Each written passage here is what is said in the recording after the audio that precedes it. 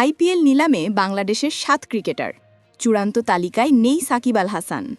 Indian premier লিগে আইপিএলে একসময় ছিলেন নিয়মিত মুখ, কিন্তু ধীরে ধীরে দূরে সরে গেছেন সাকিব আল হাসান। ২০২৬ আইপিএল নিলামের প্রাথমিক তালিকায় নাম থাকলেও চূড়ান্ত তালিকায় জায়গা পেলেন না তিনি। ফলে এবারে নিলামে অংশ নিচ্ছেন না বাংলাদেশের এই তারকা অলরাউন্ডার। আইপিএল কর্তৃপক্ষ প্রকাশ করেছে ২০২৬ নিলামের চূড়ান্ত তালিকা। ১৪ দেশের ১৩৫৫ জনের দীর্ঘ তালিকা থেকে চূড়ান্তভাবে বাছাই করা হয়েছে ৩৫০ জনকে। বাদ পড়েছেন ১০০৫ জন ক্রিকেটার। সেই দীর্ঘ বাদ পড়া তালিকায় আছে সাকিবের নামও। তবে নিলামের চূড়ান্ত তালিকায় জায়গা পেয়েছেন বাংলাদেশের ৭ ক্রিকেটার।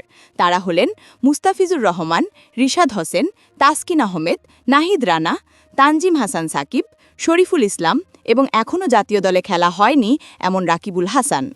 নিয়মিত আইপিএল মুখ মুস্তাফিজুর রহমানের ভিত্তিমূল্য ধরা হয়েছে সর্বোচ্চ ২ কোটি রুপি। ৭ মৌসুমে ৫টি ভিন্ন ফ্র্যাঞ্চাইজিতে খেলা এই পেসারকে এবারও বেশ আগ্রহ নিয়ে দেখছে দলগুলো। গত আসরে তিনি খেলেছিলেন দিল্লি ক্যাপিটালসের হয়ে। এদিকে তাসকিন, তানজিম সাকিব, শরীফুল ইসলাম ও নাহিদ রানার ভিত্তিমূল্য নির্ধারণ করা হয়েছে ৭৫ লাখ রুপি। নতুন মুখ রাকিবুল হাসানের ভিত্তিমূল্য রাখা হয়েছে সর্বনিম্ন ৩০ লাখ রুপি। আগামী ১৬ই ডিসেম্বর আবুধাবির ইতিহাদ অ্যারেনায় অনুষ্ঠিত হবে আইপিএল ২০২৬ নিলাম। এবারের নিলাম থেকে সর্বোচ্চ ৭৭ জন ক্রিকেটার দল পেতে পারেন, যার মধ্যে বিদেশি ক্রিকেটার থাকতে পারবেন সর্বোচ্চ ৩১ জন।